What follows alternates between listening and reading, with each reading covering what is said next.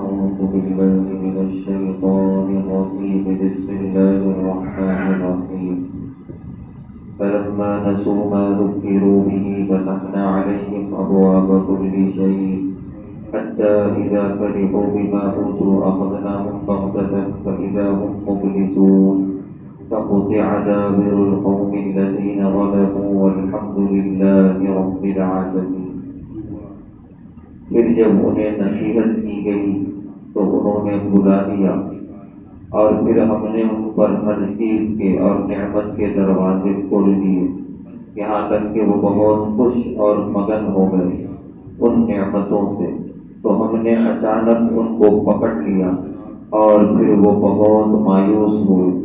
اس طرح ظالم قوم کی جڑیں کاٹ دی گئی، اور ساری تعریفیں اللہ ہی کے لیے ہیں جو سارے جہان کا پروردگار ہے۔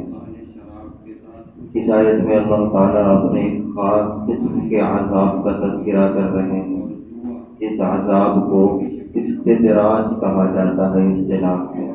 اس میں یہ ہوتا ہے کہ جب کوئی اللہ کی نافرمانی کرتا ہے تو اللہ بجائے فوراً پکڑ کرنے کے اسے مہلت دیتے ہیں، اسے چھوٹ دیتے ہیں اور نعمتیں دیتے ہیں، یہاں تک کہ وہ اور سرکش ہوتا چلا جاتا ہے، نافرمان ہوتا چلا جاتا ہے، یہاں تک کہ وہ نافرمانی اور تکبر کے جب انتہا کو پہنچ جاتا ہے تو اللہ فرمانے تب ہم اس کی اچانک پکڑ کرتے ہیں اور اس کو دیا ہوا سب کچھ چھین لیتے ہیں اور وہ انتہائی مایوس ہو جاتا ہے۔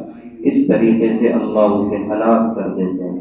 یہی حال اللہ نے کیا فرعون کا، نمرود کا، حامان کا، کہ ہزار نافرمانیوں کے باوجود اللہ اسے مہلت دیتے رہے، یہاں تک کہ ایک وقت آیا کہ اچانک اللہ نے گرفت کی اور ہلاک کر دیا۔